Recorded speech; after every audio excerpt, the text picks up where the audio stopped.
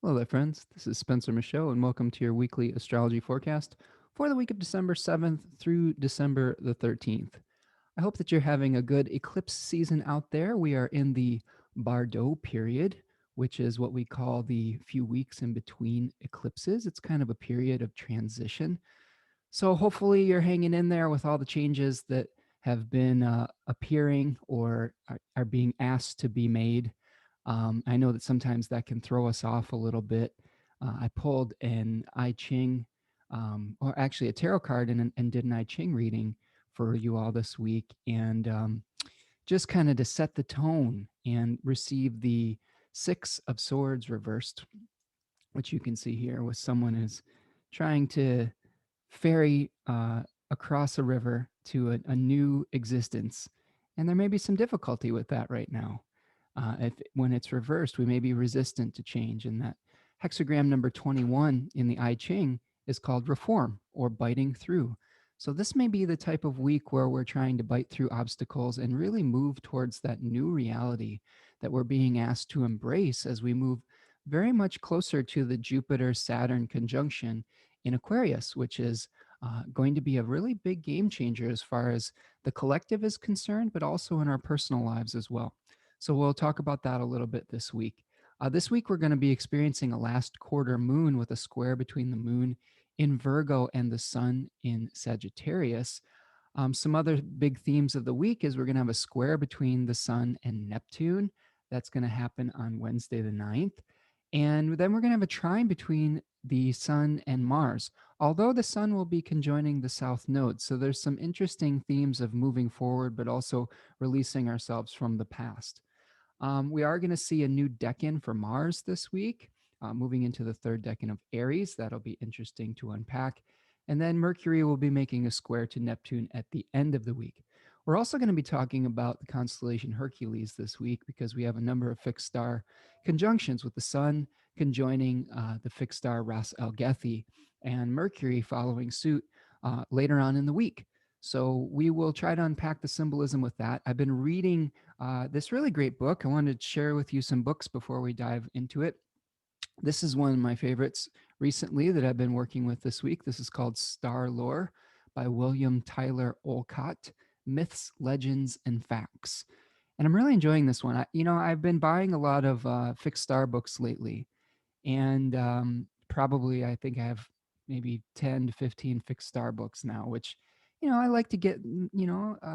I like to get ideas from different sources and like to really have a understanding that is taking into account a lot of different methods, a lot of different opinions, a lot of different research. So, but this one's really been standing out to me lately.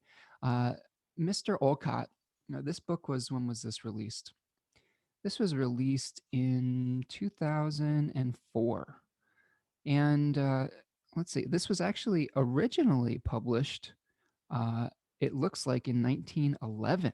So this is one that is fairly old, but was re-released in 2004. Um, that's interesting. I didn't know it was so old, but that makes sense now. Um, Very interesting because this has been leading me on a lot of rabbit hole journeys, especially with Hercules. This book helped me to come across another document that I was only able to find in PDF form for at this point, but it was called the classical. What was it? The classical, a dictionary of classical. Oh, geez, what is it? It's by this guy named Charles Anthon, and I'm looking up the exact title here. But let's see. Yeah, a classical dictionary. Sorry, I don't know why it was so confusing, but yeah, Anthon's classical dictionary, which basically is a number of definitions of different terms and different stories regarding Greek mythology, regarding Greek culture and ancient culture in general. And I saw a really interesting story about Hercules in there that was trying to make a connection with Hercules' 12 labors and the sun's passage through the zodiac and the 12 signs, and was making some really interesting connections about how the sun was moving through different constellations, but then there were certain star patterns and constellations that were rising and setting that spoke to many of the Herculean labors.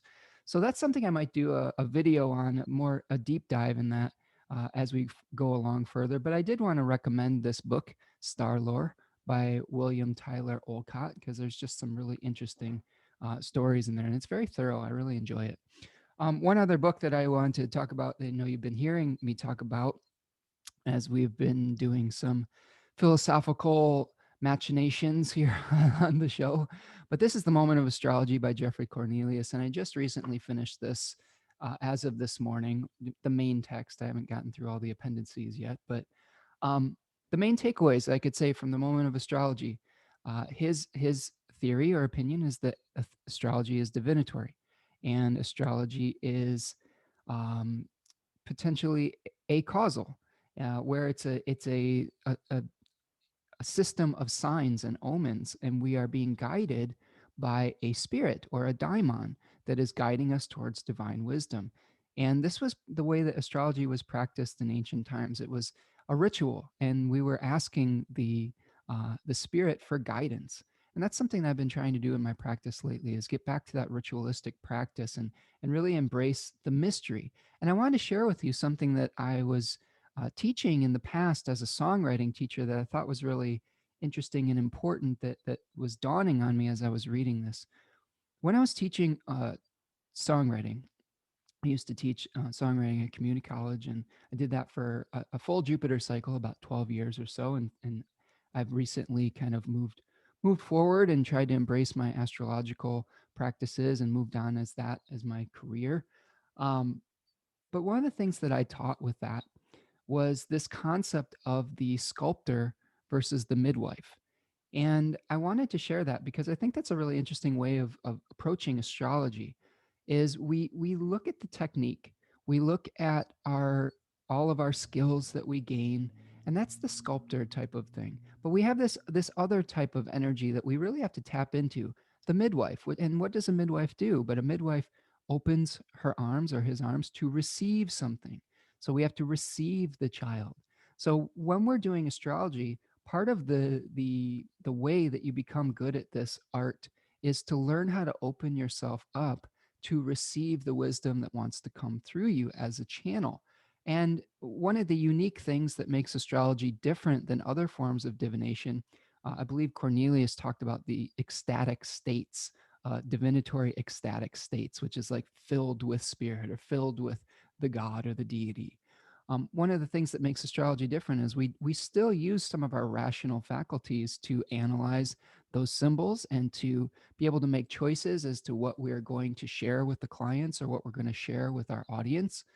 And it's a unique blend of that midwife and sculptor type of energy. It's one of the things I really like. I really like balancing out the right and left brain type of experiences. Um, it's not pure intuition. We have to have some kind of unified system that we're drawing upon. But I just thought that that was something that I wanted to stress in the forecast today. If you're a student of astrology, or if you're trying to use this sacred art, and it is something sacred, I want to also stress that. I've taken on some students lately that are a little bit younger, and I wanted to. The first thing I talked about with them was stressing that this was something sacred, and this was something that is to be respected and not to be diminished or thought light of. And I really feel strongly about that and wanted to share that with all of you as well. So if you're studying astrology, uh, try to learn the technique as best as you can, but leave space is what I'm trying to say. Leave space for spirit to speak through you, for your intuition to be activated, for some kind of guiding genius to be able to guide you to the wisdom that you are trying to make a connection with. One of the really interesting points that Jeffrey Cornelius makes in this book is that in scientific testing that was done in the 70s, some experiments with astrology where they you know asked many different astrologers to make some judgments on a chart. And one of the things that they found was that some of the astrologers who had less experience performed better than the ones that had a lot more, and that was very puzzling to the people. And Cornelius goes on to say that uh, some of the realizations that we have, the aha moments, the turning towards truth, can happen whether you have a lot of experience in astrology or whether you have very little. And some of the best aha moments that we have when we're studying our own natal chart comes in the very beginning of our practice, when we're seeing like, oh, our sun sign means this, and that light bulb goes off, right? And sometimes more and more theory and technique and whatnot, it can help us become more articulate with the way that we express these things, but it may not always bring us closer to truth. And I think that's something I'm really trying to embrace as I move forward with my astrological practice. As someone who is very steeped in technique and really appreciates the details, I like to study the details to be able to articulate these things in a more clear fashion. But I wanted to say that whether you're a beginner or whether you're advanced, you can still have those moments of realization, and you should still pursue those by allowing yourself to become an open channel. And how do you do that? That's a question I've been asking for a long time. I think you do that through having some kind of spiritual practice. I think you do that through emptying the cup, like through things like journaling, through things like clearing your mind through meditation. When we become an empty cup, so to speak, we allow space for things to come in. I spent much of the day yesterday cleaning off my phone of old stuff, old emails, old, I don't know, old apps that I wasn't using. And immediately I received some good messaging in my email after I had cleaned and made some space for it. So I got some messages that were very positive that I was waiting for. So uh, that's true, I think, with interacting with the deity as well, interacting with astrology. You become clear, you're able to receive more. So I just wanted to start off with that this week and give you some of the insights I've been getting from this very good book, The Moment of Astrology, and give a shout out to Olcott's book, Star Lore, because I've been ordering all these books, but I'm working my way through them and processing through it. If you follow me on my social media, at Spencer Michaud on Instagram and Twitter, I've been posting some pictures of books, book stacks and whatnot, and hopefully we'll continue to channel that info that I'm taking in out to all of you as my audience here. So I just wanted to start with that. But let's get to the planetary condition report. Okay. All right. So I hope that you're all doing well. I hope that you survived the eclipse. We had that eclipse at 8 degrees of Gemini, the full moon, lunar eclipse, which was speaking to some endings. There's probably some things in our life right now that are passing out of existence, and we're being asked to make changes. And again, as I said in the beginning of the forecast, that might be a little painful. We may be getting a little stuck and reluctant to move forward, but we really have to bite through. We have to chew on the tough old meat to soften it up. Let's think of like you've got a piece of old jerky. You've got to really just munch on it for a while to really get it ready to be swallowed. Okay, so if we have an experience that is we're trying to process, we've got to work on it a little bit, and we've got to be willing to process it and let it go. That's part of our nodal axis when we have the north node in um, Gemini here, and the south node in Sagittarius. South node is about processing old things. The north node is about being that hungry, insatiable demon or dragon that it can never get enough. So we're trying to, at the same time, consume things, but also process them. All right. So this week, the sun is going to be starting out uh, in the sign of Sagittarius. Actually, it'll be in the sign of Sagittarius for the entire week, moving from 15 to 22 degrees. It will be conjoining the fixed stars Ras Algethi, which is the star in the head of Hercules this week, and it will conjoin the fixed star Ras Alhague, which is at 22 degrees of Sagittarius. And that is the star, the main star in the constellation Ophiuchus, or AKA Asclepius, the serpent bearer or the serpent handler. And he was a healer. So we had one particular hero, Hercules, that had to go through many trials to refine his will and to take his instinctual nature and turn it into humility. It's basically the journey of hubris to humility. And then we had another figure that is trying to wrestle with desire and become a healer, to heal poisons, to heal wounds. Asclepius could bring people back from the dead. Uh, the gods didn't like that because they thought that he would usurp their power eventually, and they smote him with a thunderbolt. And but they said, we still like you, Asclepius. We'll make you a constellation, but maybe stop that bringing people back from the dead stuff. So it's an interesting kind of dichotomy about the, I don't know, the pettiness of the gods in Greek mythology sometimes. But anyway, the sun will have triplicity dignity of the fire signs by day, so it does have some dignity in Sagittarius. It will be in the terms of Venus from 12 to 17 degrees. It will move into the terms of Mercury from 17 to 21 degrees, and then finally end up in the terms of Saturn from 21 to 26 degrees. The sun is an active player in our week. It's going to be making a number of exact aspects.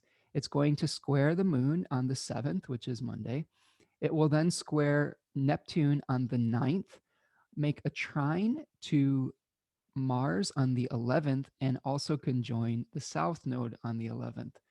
So a very active week for the sun. This may be a time where we're coming into an awareness of what types of goals we want to move forward with in the new year or in the new paradigm that is going to be unfolding as Jupiter and Saturn make a conjunction in the first decan of Aquarius. And as those conjunctions unfold in air signs for the first time in many hundreds of years, albeit with one particular conjunction in the early 80s in the air signs that was kind of like a preview. But we're moving from the element of earth to the element of air.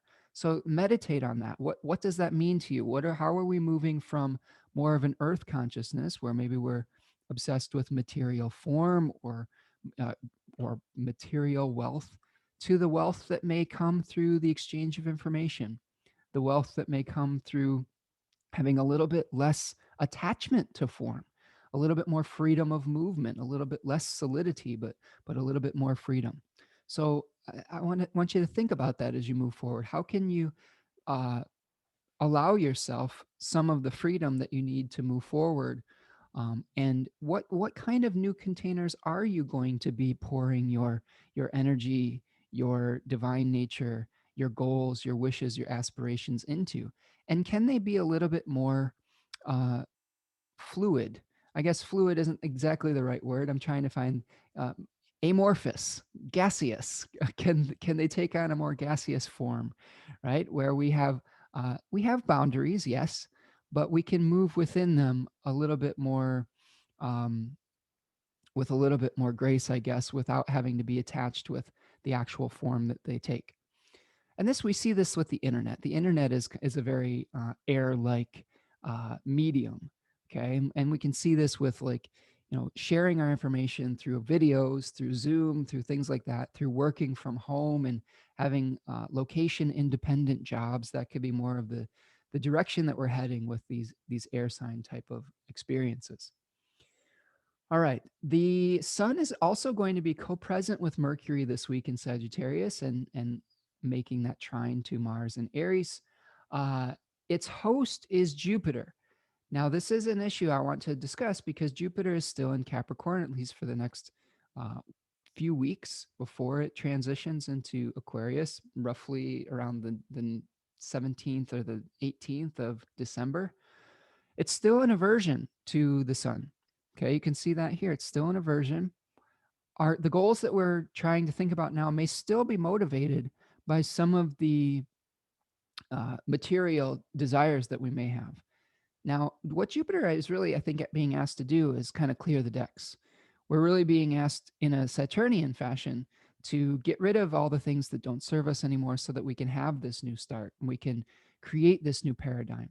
So again, before you can really move forward and in this transitionary week, I really think it's important to kind of let go of things. It's still a letting go period. And that may feel scary because when we let go of things, we don't always know what's going to replace them. It may be difficult to see into the future and what that all means for us. And that's where the faith comes in. The sun in Sagittarius is really about moving forward with faith. And with Jupiter in Capricorn, that may be challenging. And we're being asked to let go of a lot of things. And we have to have faith that the consolidation and the letting go and the passing away of forms is going to lead to some kind of new rebirth and allow us the space necessary to bring in new forms and to bring in new inspirations and to bring in new knowledge. So keep that in mind as we're moving forward. We do have we're building towards a new moon solar eclipse that's going to happen on Monday the 14th. So that's really what we're building towards, okay, or letting go towards, right? We're going to be experiencing the last quarter and the balsamic moon phase this week. So we're going to be kind of letting go and clearing the decks. All right, let's move forward to Saturn. Saturn's moving through the final degrees of Capricorn this week from 28 to 29 degrees. It, like the sun, is moving fast in motion.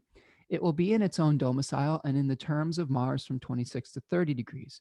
It'll be co-present with Jupiter in Capricorn, making an overcoming square to Mars in Aries and sextiling Venus in Scorpio. It is its own host, so it has access to all its own resources. Saturn is the planet right now that's asking us to slow down. It's asking us to restructure our inner worlds, to maybe reevaluate who we are on an internal level. A lot of us have been asking us those questions when we have been almost feels like when we've been abandoned in a certain respect from our old lives. Our old lives have abandoned us. And through that abandonment, we have to ask ourselves difficult questions. A lot of times when you have Saturn placements in a chart, or with your Saturn placement in the chart, you may be denied that particular energy or the things associated with that particular sign in your youth. And you may have to work long and hard over the course of time or with time, or be bound to certain circumstances. That's another energy of Saturn, binding. Okay, we're being bound. Saturn was associated with Kronos. When we can think of that in two different ways, the mythological Kronos, that is uh, the the Titan that swallowed his children, but also Kronos as time. And Kronos as time was married to the deity, or the, I guess it could be a Titan as well, named Ananke, the spirit Ananke. And Ananke was that force that compels us. So we are compelled through time to bring things to completion. So this is another way to think about Saturn. What is being brought to completion? Okay. And it may be, we may feel that there is a certain identity that's being brought to completion and we're getting ready for a new start. Okay. So go with the process is what I'm trying to say.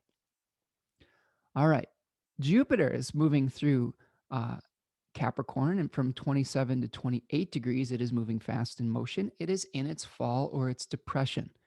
It is very difficult for Jupiter right now to create expansion, to create growth, to create abundance, to create confirmation is one of the things that Schmidt talks about. Jupiter is also a bridge builder. It brings honors. It brings associations with eminence or with prominent people. So it may be difficult for us to make some of those connections right now. It may be difficult to get credit for the work that we're doing, but we just have to keep grinding it out. That credit, that acknowledgement, it will come, but it may come at a later time. Again, this is the time where Jupiter is kind of going. It's at the very bottom of the wheel.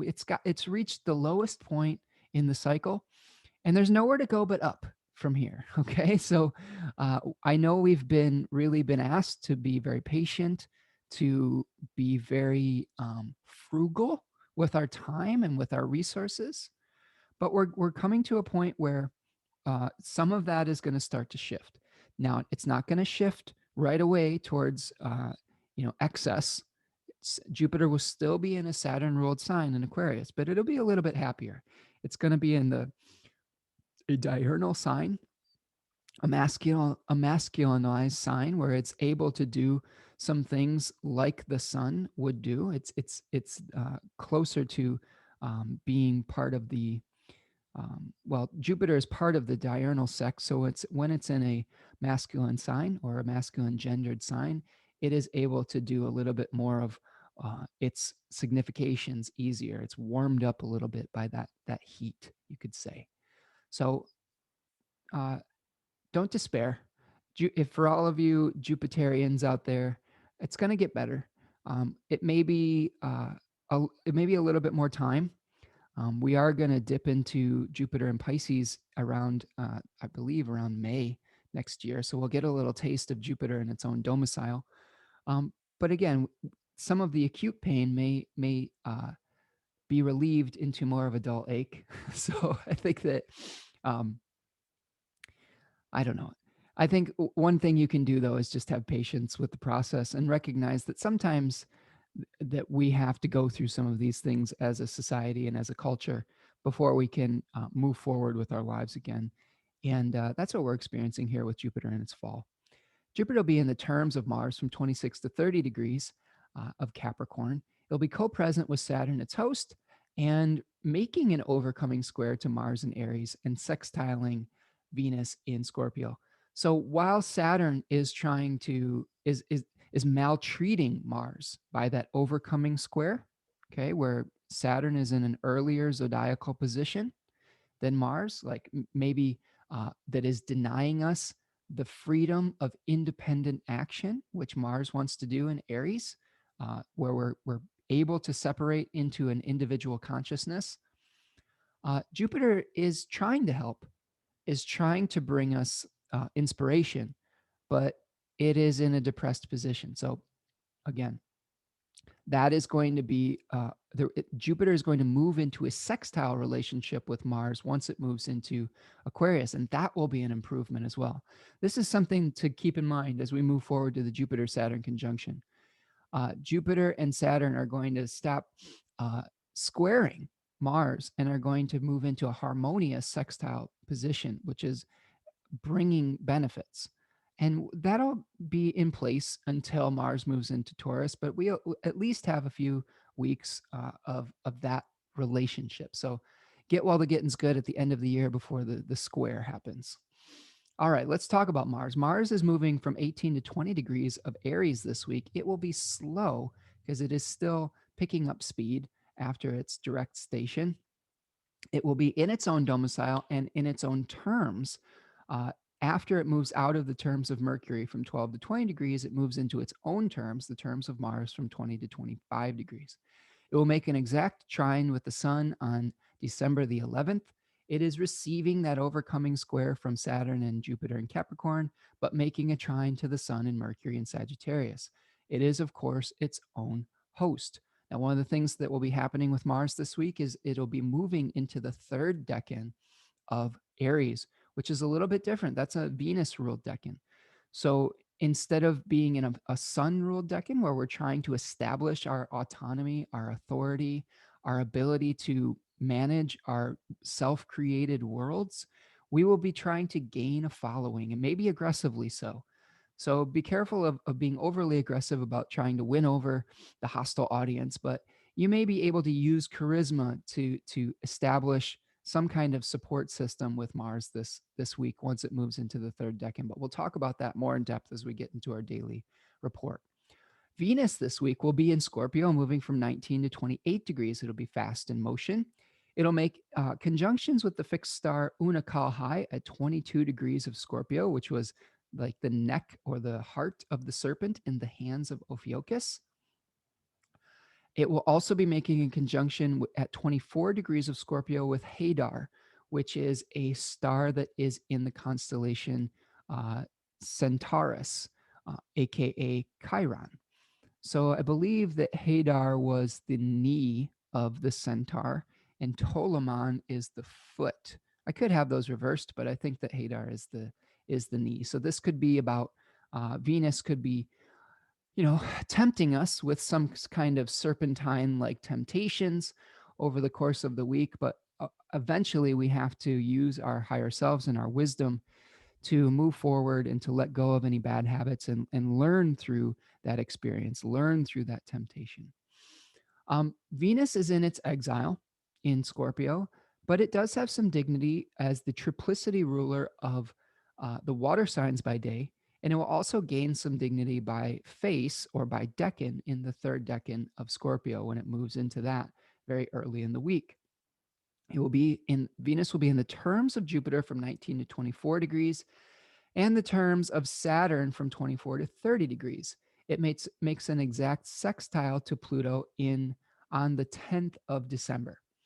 Uh, Also, it will be making a sextile relationship by whole sign to Saturn and Jupiter in Capricorn. The host of Venus this week is Mars in Aries. It's in an aversion relationship to Mars and Aries, but it will have that mitigating factor of like and girding, the type of dignity where one planet rules two signs. And in this case, the host of Scorpio is Mars, and Mars is uh, in its own domicile, so it is strong right now. And even though Venus can't witness Mars by whole sign aspect, Mars still has some kind of uh, sympathy with the sign of Scorpio and is able to maybe through some kind of back channel provide some resources for Venus. Okay. So, Mercury. Mercury this week is going to be moving through Sagittarius from 8 degrees to 19 degrees of Sagittarius. It is fast in motion. It is under the sun's beams, so it is coming into a uh, fastly coming into a conjunction, a superior conjunction with the sun. That's not going to happen until next week. The Cazimi moment doesn't happen until next week, but we should be aware that that's what's happening. The Mercury this week will be making a conjunction at 10 degrees of Sagittarius with the fixed star Antares, the heart of the Scorpion. We talked about that a little bit last week with the sun, but we'll dive into it a little bit more, with a little bit more depth in our daily report. Uh, it will also conjoin the fixed star Ras Algethi at 16 degrees of Sagittarius, which is the star in the head of Hercules. Mercury is in its exile. So we're doing mercurial things in a very Jupiterian way. So we may be really getting excited about sharing our opinions and sharing our intuitions and sharing our viewpoints on things. And instead of asking questions, we may be making statements, which is sort of the difficulty with Mercury in Jupiter's signs. So be careful of that. Be careful of flubbing any details, and be careful of getting too excited. uh, like, I don't know if you've noticed today, but I'm recording this a little bit earlier on the day on Friday. I have a little bit more energy, and um, hopefully I will be able to share my uh, knowledge without it being too subjective. Uh, but Mercury will be also having some dignity by face in the first decan of Sagittarius. It will be in the terms of Jupiter from 0 to 12 degrees, moving into the terms of Venus from 12 to 17 degrees, and then moving into its own terms from 17 to 21 degrees.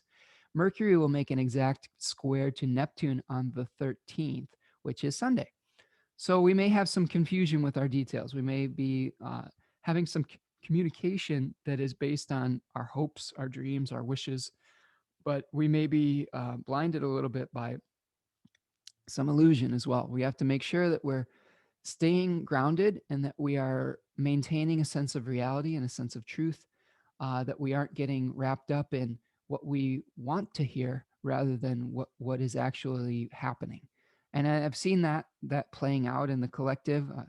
We still have some people in power that are acting as if a different reality is happening when uh, some very concrete things have begun to happen as far as our election and things like that. We do still have people that are getting, um, I don't know, that are not accepting the reality of the coronavirus and the actions that need to be taken to alleviate that suffering in the community. Um, there are some things coming out about vaccines, and I'm sure that there are people that are having lots of disagreements about taking that vaccine and who should get the vaccine and all of those things. We're going to see all those themes coming up and people talking about their very strongly held beliefs. So I would encourage you to try to listen as much as you can with Mercury in this sign. Try not to get too self-righteous or dogmatic with Mercury in this position. Um, Again, we may feel the impulse to express our opinions very strongly. We may feel the impulse to um, try to convince other people of our viewpoint.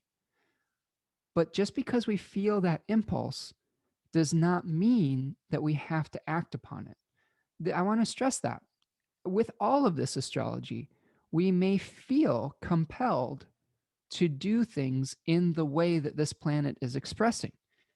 The whole point of studying astrology is having the awareness of these celestial symbols, maybe these celestial, this compelling thing that we may be guided by some kind of planetary daimon to feel or to act upon.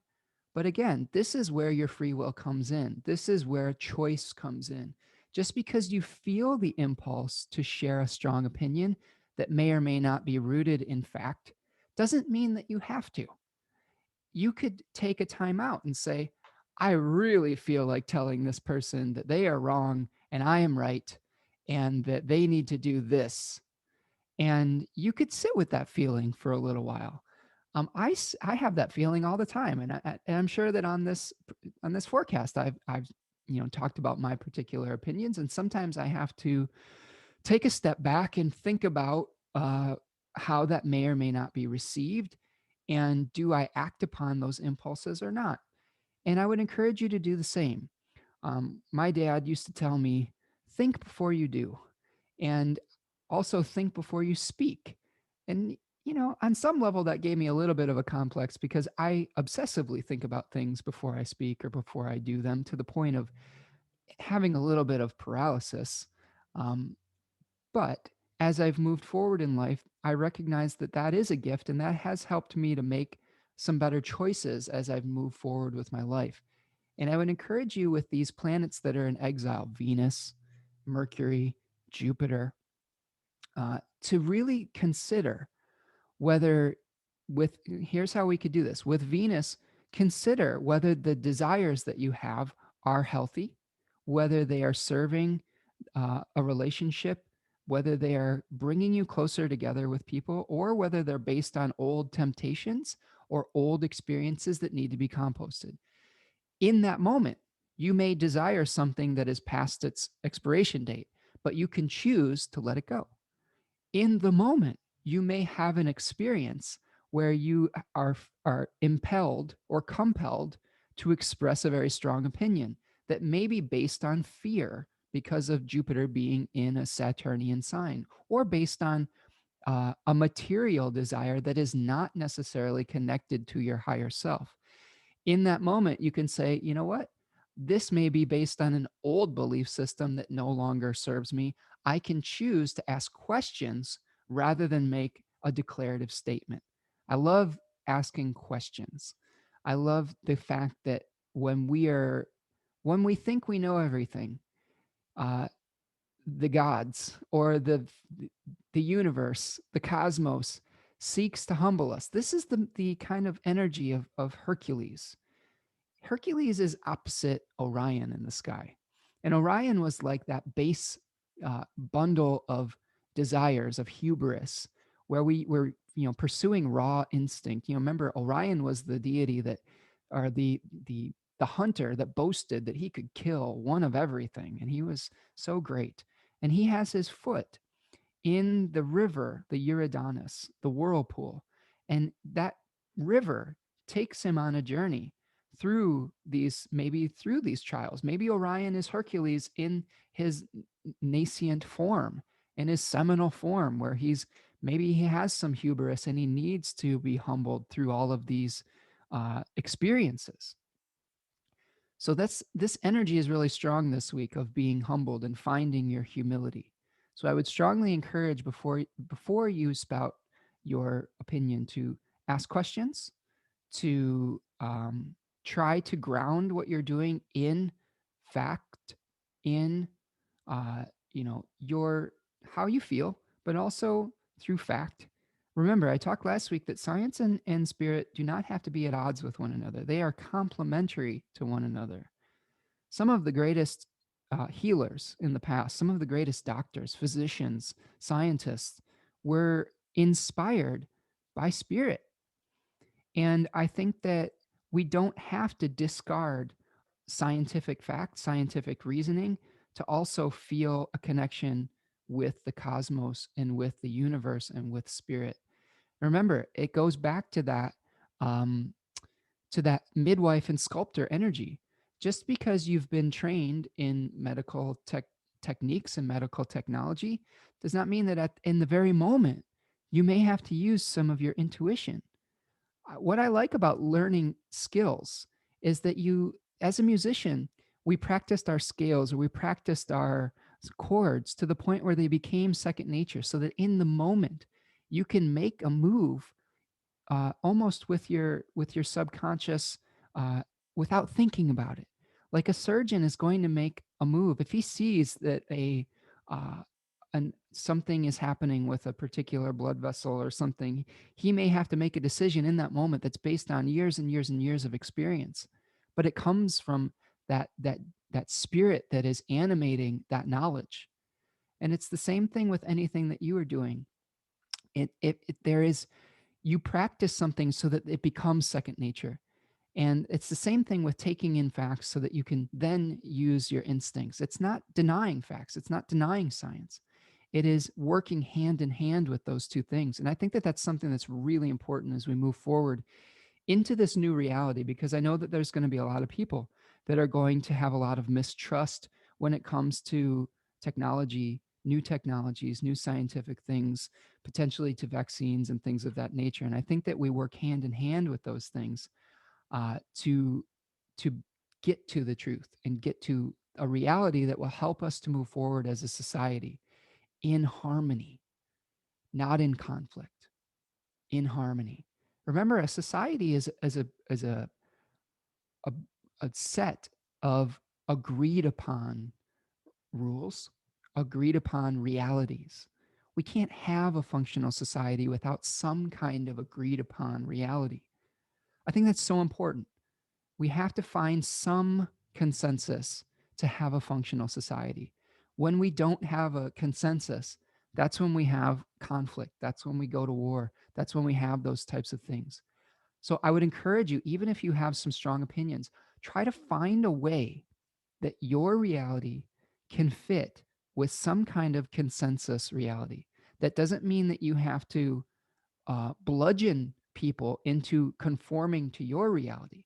It means how can you make compromises and how can you come into some kind of compromise to the point where we can live in harmony with one another. So consider that with Mercury and Sagittarius this week.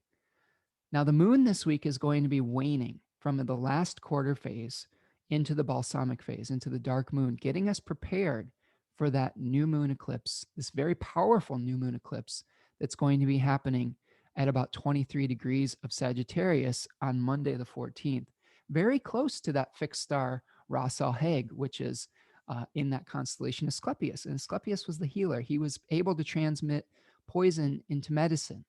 So this may be where we're seeing these new medicines being rolled out and finally moving forward from this debilitating disease that we've had that's caused so much suffering, so much isolation, so much death on the earth. And hopefully we will start to be climbing out of that and coming back to uh, a time where we can be with one another and be functional as a society again without being afraid that we're going to catch this very deadly disease. So that's the planetary condition report. The moon is going to have triplicity dignity in Virgo by being the nighttime ruler of the earth signs. It will have dignity by face in the first decan of Libra. It will be in its fall in Scorpio and then have some dignity by face, the second face or decan in Sagittarius. All right, that's what we've got for planetary condition. Let's move forward to the daily reports. The daily reports. Let's see. Fired up today. Mercury's in Sagittarius. Oh. All right. So I'm going to move to one chart.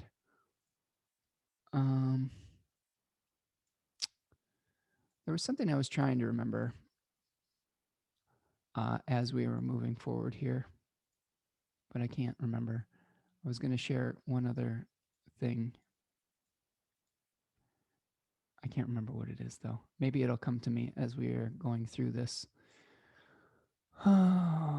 Thinking out loud. All right. So on Monday, December the 7th, we will be beginning the day with a last quarter moon phase with the moon in Virgo. The moon's going to be making a trine to Uranus early in the morning. It will be squaring Mercury at 6:24 a.m. And then it will be making a square to the sun at 7:36 p.m. Venus will be moving into the third decan of Scorpio at 11 a.m. And we will have a fixed star conjunction with the sun at 16 degrees with Ras ALGETHI, which is the fixed star, the most prominent fixed star in the constellation Hercules. All right. At the end of the day, we'll have an opposition between the moon and Neptune. And I do remember now what I was trying to remember, which is that I highly recommend one more plug for things that I'm excited about. The Honeycomb Collective Planner. I just ordered another one for myself and for my entire family, actually, the two other people that live here in my house. I got that as a gift for them, but it's a really great planner. Really, it personalizes your transits and your chart. The people are really great about their customer service and things like that. They did not pay me to say this, although I wouldn't mind it if they wanted me to be a brand ambassador for them if they're listening.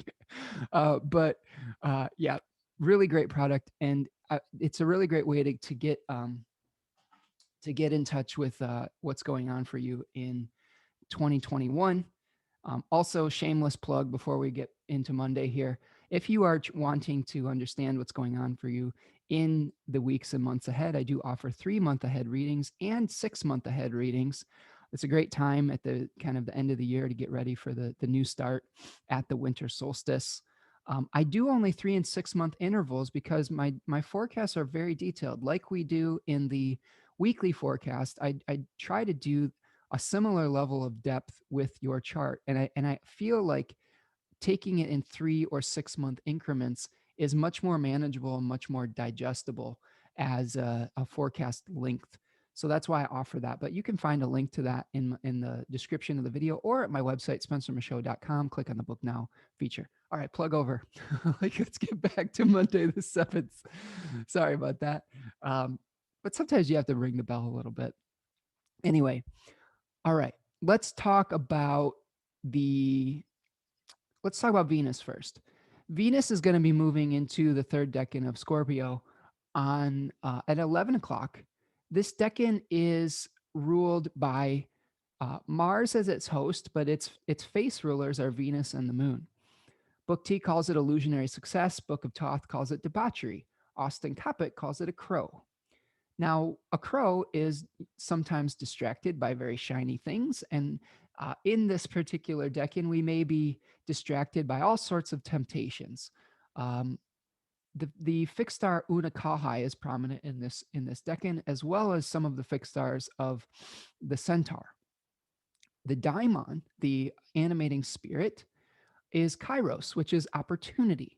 So we've talked about this particular decan with the sun and Mercury in the past, but with Venus, we may be, well, one of the things we have to recognize is even though Venus is in its exile, we are gaining triplicity, dignity in Scorpio with Venus, and this particular face is ruled by Venus. So it does have some dignity. But we have the power to attract to us these kind of forbidden fruits, these temptations that may be based on all of these old kind of experiences. The tarot card associated with the third decan of Scorpio is the Seven of Cups. And the Seven of Cups, we see a figure that is tempted by all sorts of different things, with riches, with honors, with lust, with beauty, vanity, all sorts of things. So we have to kind of, I think, choose to recognize what types of desires may be serving our higher good? What types of ways that we are attracting things that may be uh, in accordance with our integrity? It may be very easy to abuse the attraction quality when Venus is in Scorpio, and especially this third decan. We may use nefarious means to attract. It is a Mars ruled house.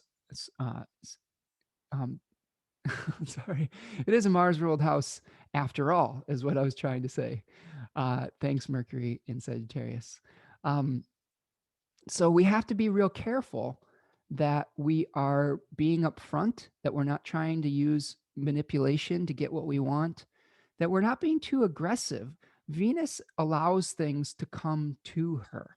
In the myth, she emerges from the ocean and then she is adorned by the graces, by the seasons, by the nymphs, uh, because she's just glowing with her phosphorescent essence. And when Venus is in a Mars ruled sign, sometimes we get a little bit too aggressive about going after what we want, and that can lead us to trouble.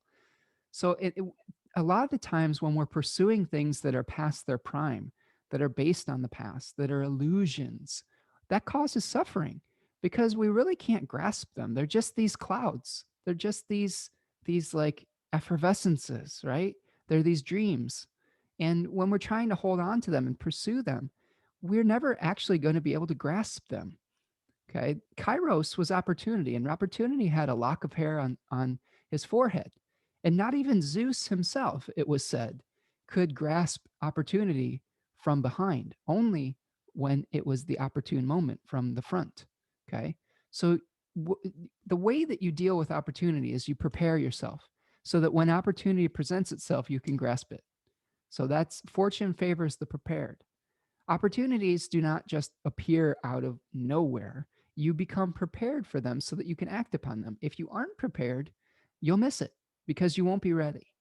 And then when that opportunity is passed, like I said, not even the most powerful deity in the cosmos could, grasp it.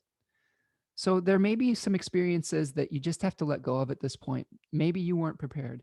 Maybe you acted on that opportunity and it didn't bring you the satisfaction that you were looking for.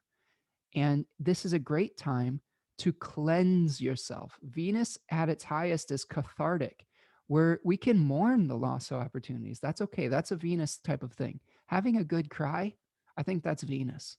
Cleansing away old desires, that's Venus.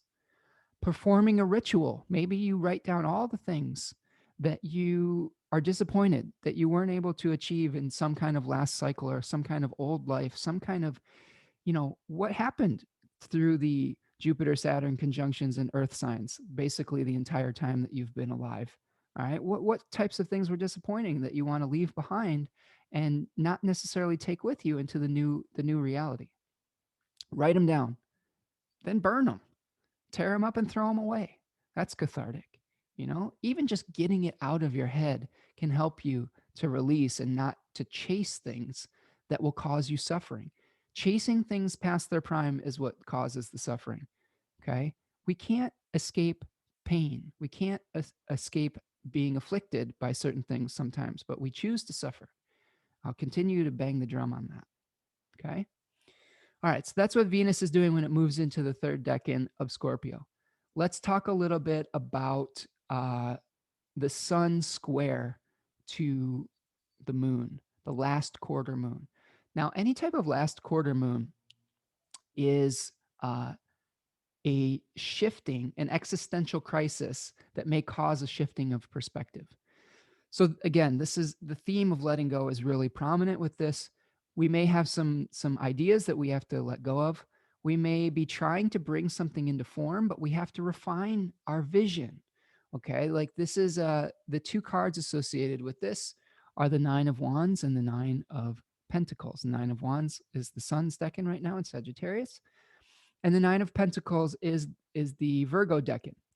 In the Nine of Pentacles, in that decan, we're trying to eliminate anything that isn't serving the union of essence into form. So there is a lot of talk about, the Hephaestus in this decan, where we have to, through our hard work, We have to pound something into existence, right? We have to refine something so that we can infuse spirit into some kind of physical form. Now, I think in this case, as a last quarter moon, I think we're trying to sort out in Virgo style, separate the wheat from the chaff, our goal. Okay. So this may not necessarily be something where you're physically doing something. This is where you're weeding out old belief systems that don't serve this new direction that you want to go in. And again, remember our theme of the week was the Six of Swords reversed and the hexagram 21 biting through. There may be some resistance to letting go of some of the old life, some of the old belief system, but you have to do it to be able to cross over into the new path. Okay? And you do that through just working it through one day at a time, one step at a time. All right? Through having faith in the process. Okay, that's the faith part that comes in. This is about unifying, getting close to Sagittarius is about unifying the body and the will. Okay, but before we can really make that union, we have to sort out in mercurial fashion some of the old ideas. Okay, now this particular last quarter moon will start out with the sun conjoining the fixed star Ras ALGETHI.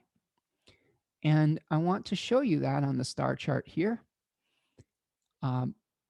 We have a couple constellations we're working with this week. You can see that the sun here is in between the feet of Ophiuchus, the snake handler, or the snake bearer, the serpent bearer that we see here. This is Ras ALHAGUE in his head.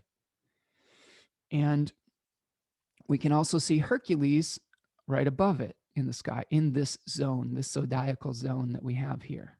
Okay. Now, here is Ras ALGETHI in the head of Hercules. Now, some interesting things about Hercules. Both Hercules and Ophiuchus have their foot upon both a dragon, there's Draco, and the scorpion. Okay. So there are themes with both of these constellations and both of these heroes of trying to subjugate desire. Okay. Trying to work with these more base instinctual reactions and come into control of them, to learn humility. It's about strength of character. Okay. So Ras ALGETHI talks about divine service, humility, respecting the natural order of things, restoration of balance, philosophical leanings, being devoted to your goal. Okay. There was some associations with the epic hero Gilgamesh with Ras ALGETHI and with this particular constellation. Gilgamesh was basically an even more ancient version of Hercules.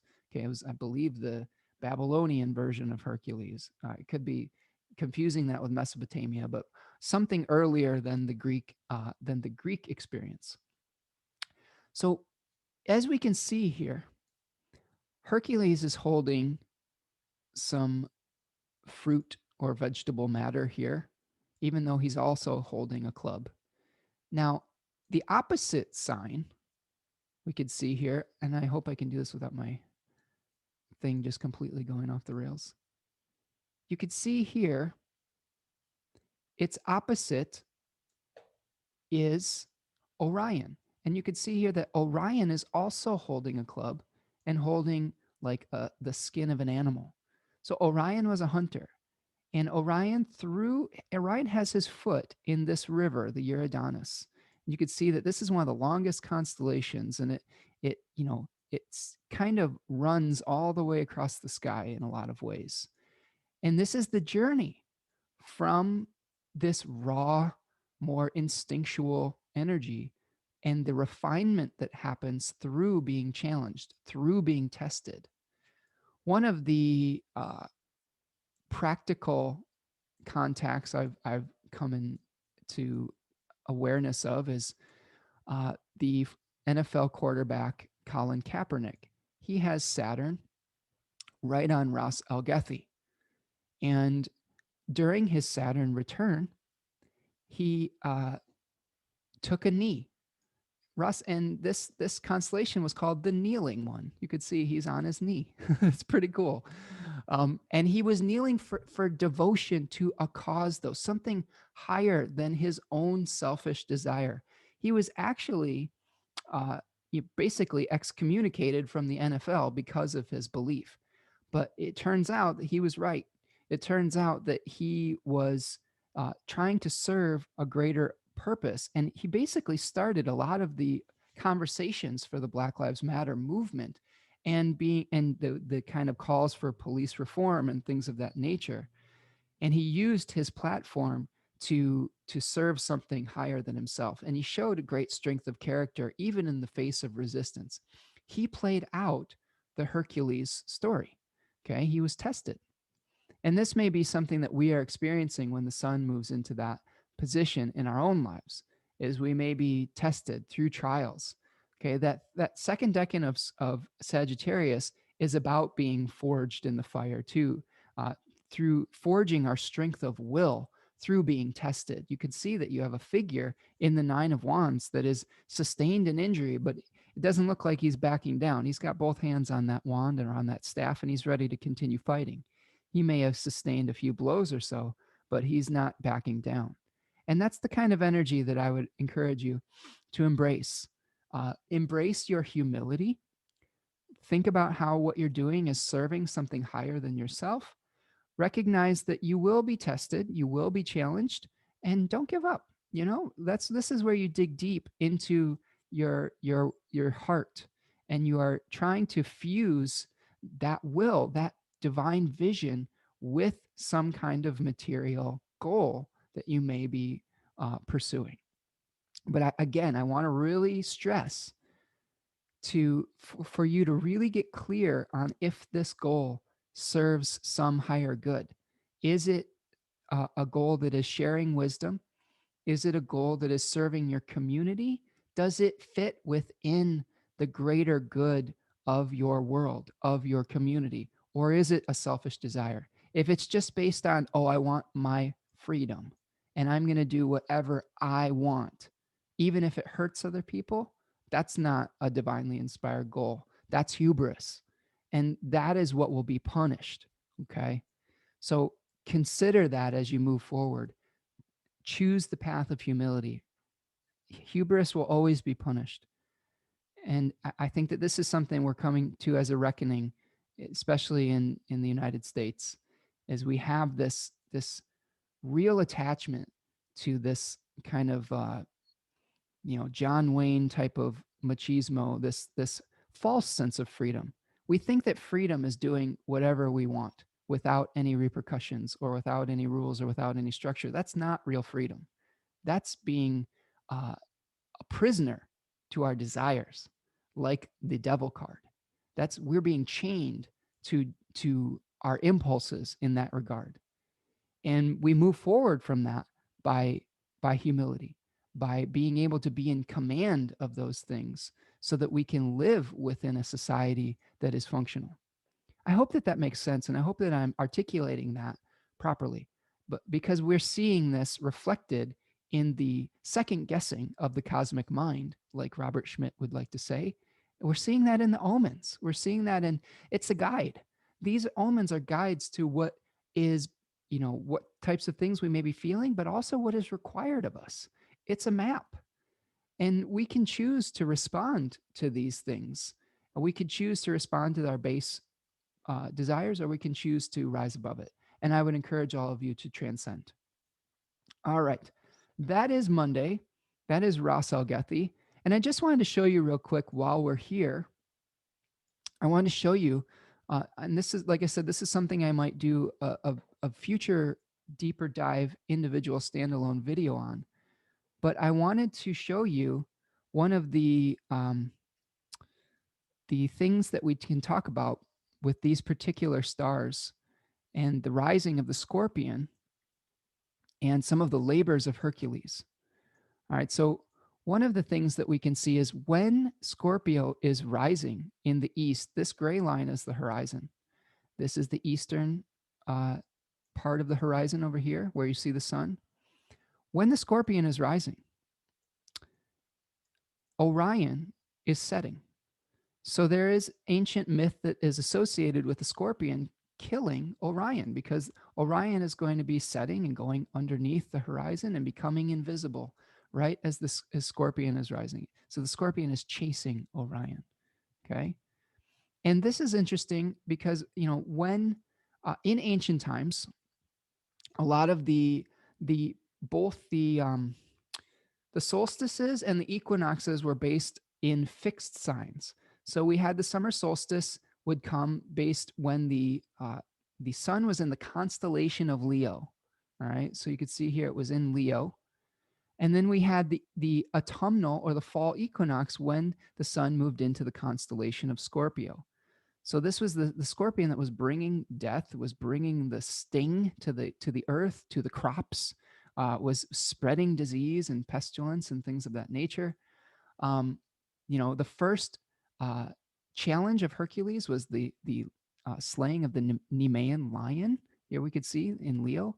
When Virgo starts to rise, the constellation Hydra is also rising at the same time. So he had to slay the Hydra, and so on and so forth. And again, I'll do a deeper dive in this later, but I just wanted to point that out because I thought it was really cool.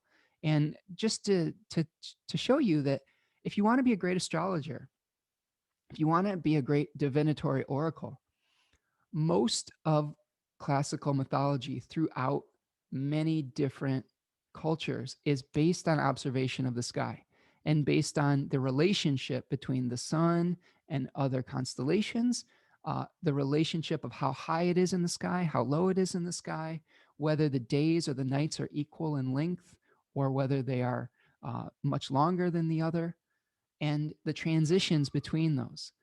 And I think that every astrologer should start with sky observation. Okay. And to really, this is something I was working with a student this week, and we just started with observing the sky, with knowing what the ecliptic was, this green line, knowing what the celestial equator was, knowing what the horizon was, and all of these things, and really getting that solidified into our minds. All right, so let's move forward to Tuesday, the 8th. And I'm going to go back over to my chart here. All right, on Tuesday, December the 8th, the moon is going to move into Libra after spending most of the day in Virgo at 7:01 p.m. So we have most of the day with a Virgo moon, continuing our last quarter phase.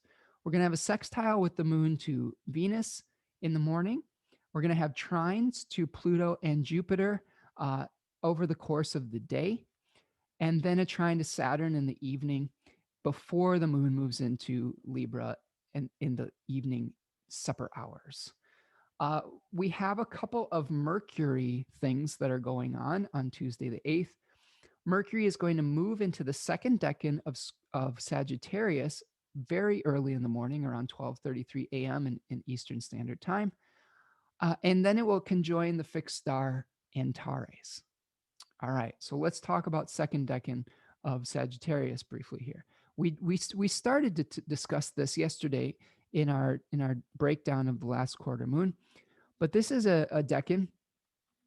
It is of course ruled by Jupiter throughout the entire sign, but the face ruler is the moon in the Chaldean order system, and it is Mars in the triplicity system. So Moon Mars type of energy, right? So we may be feeling some challenges to the body where we have some injuries to the body, the moon representing the body, Mars representing, still wanting to fight or sustaining some sort of misfortune. Okay. Book T calls this great strength, and the Book of Thoth calls it just strength. Austin Coppock calls this decan the bridle. So this is where we are trying to direct the body towards our will. And the daimon or spirit associated with this is Kore or Persephone. The two fixed stars we've been talking about in this decan are Antares at 10 degrees and Ras Algethi at 16. Now, this decan, Mercury moving through this decan may inspire us to get fixated on a certain belief system, especially when it makes a contact with Antares. If we go back over, so you could see here, Mercury is at 10 degrees Sagittarius.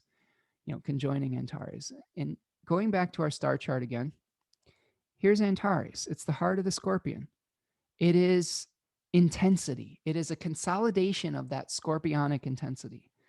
And Antares was a royal star of Persia. It marked out one of the four directions that I was just talking about. It was the watcher of the west, which represented the ancient fall equinox. The other royal fixed stars were Aldebaran, which was opposite Antares.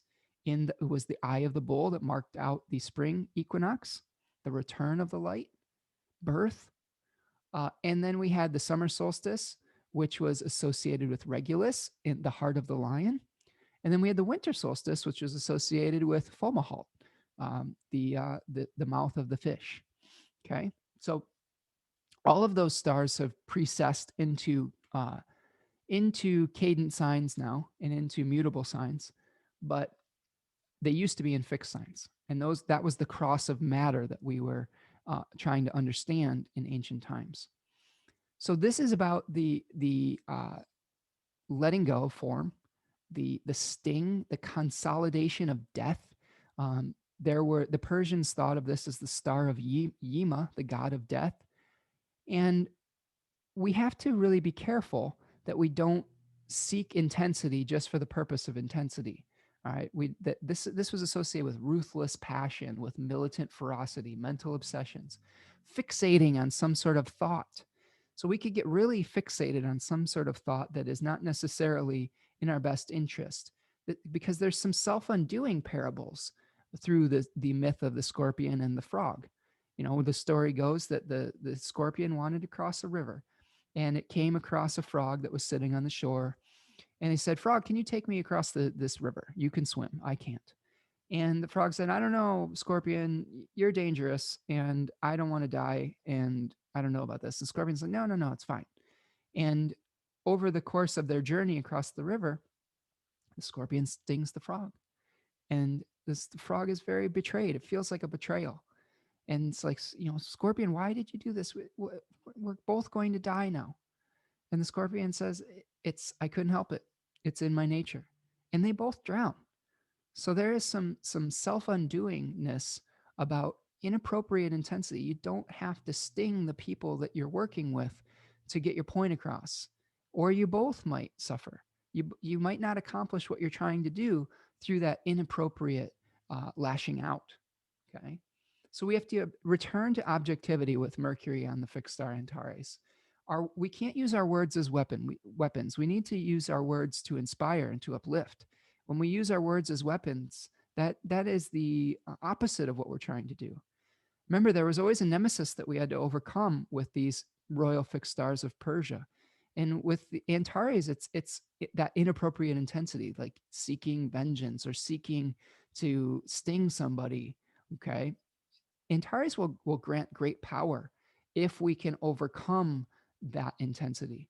Now, that great power, I think, will come through balance, through relaxing, and through allowing what needs to happen. It doesn't mean that you can't, focus some of that energy, but focus it in the right way. All right. So that is what's going on Tuesday, the 8th. We'll return to our chart and move forward to Wednesday. Yeah, this may be, Tuesday, just maybe a day where we have really strong opinions, and we really have to watch ourselves and watch the way that we communicate. Again, I would really think before you speak. See if you can ask some questions before you lash out. If someone says something that you don't like or that you didn't want to hear, get some clarification. A lot of the times we will lash out because we don't completely understand what the other person is trying to say. And we can clear that up through asking questions. One of the 4 agreements is don't make assumptions. And I think that can alleviate a lot of suffering and a lot of misunderstandings, because misunderstandings could be pretty prevalent with Mercury and Sagittarius, as they are when Mercury is in Pisces as well, the other Jupiter-ruled sign. All right, let's move forward to Wednesday. On Wednesday, December the 9th, the moon starts out in Libra. We're continuing our last quarter phase. The moon is going to be sextile Mercury at 4:12 p.m. The big aspect of the day is the sun is going to be squaring Neptune at 2:40 p.m. We do also have one fixed star conjunction with Venus conjoining the fixed star UNUKALHAI, which is the neck of the serpent that Ophiuchus was trying to restrain. So this may be a time where we're wrestling with our desires, where we are really trying to understand what we want and have an awareness of any illusions that we may be falling prey to. With the sun squared Neptune, there's a couple things that could happen. Now, remember, the sun and Neptune are both in Jupiter ruled signs, and Jupiter is still in that Saturn ruled house in its depression. So a lot of the beliefs that we may hold right now are not necessarily based on our divine wisdom and our higher self. They may be based on material fears that we have, where we are afraid that we're not going to have enough, or we're not going to have freedom, or we're going to be restricted in some ways. And that fear is not necessarily based on the higher truth. That fear is based on some erroneous material reality. Okay. And we have to consider that with this Sun Neptune square. Now, in this square, we may feel some zealotry, okay, some crusading type of energy, but it may be based on idealism or an illusion. Maybe based on a Neptunian desire to transcend our reality altogether and not deal with it and to escape into some kind of fantasy. So this is a conflict between the outer action that we're taking and the inner journey that we are being asked to do also with Neptune.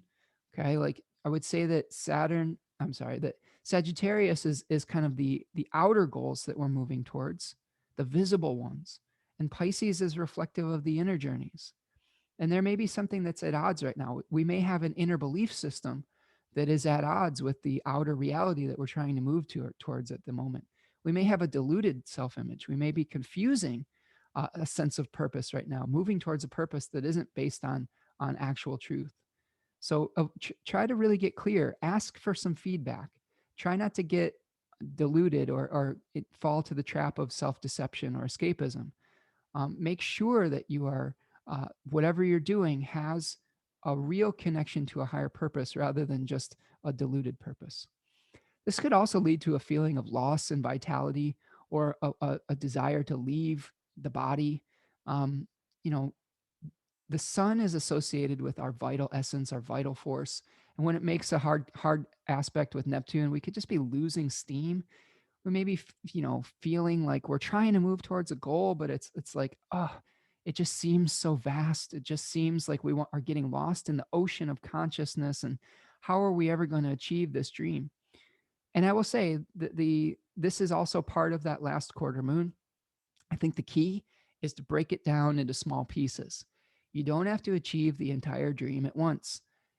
Sometimes you have to break it down into manageable, digestible, small daily, hourly, minutely actions. One of the things that's been working really well for me as far as I've been getting more productive is that I will set a timer, and I will set a timer for like 40 minutes at a time. And I say, I'm going to concentrate on this for 40 minutes and then I'm going to take a break. And that really takes a lot of the pressure off of me to like have to do it all at once. And it says, okay, I know I'm going to really focus for this amount of time and then I'm going to take a break. So that may be one way to get through some of this confusion that we may be coming across. Now with the Venus on UNUKALHAI, you could see this. I'm going to move forward to the 9th. Okay. So here is Venus.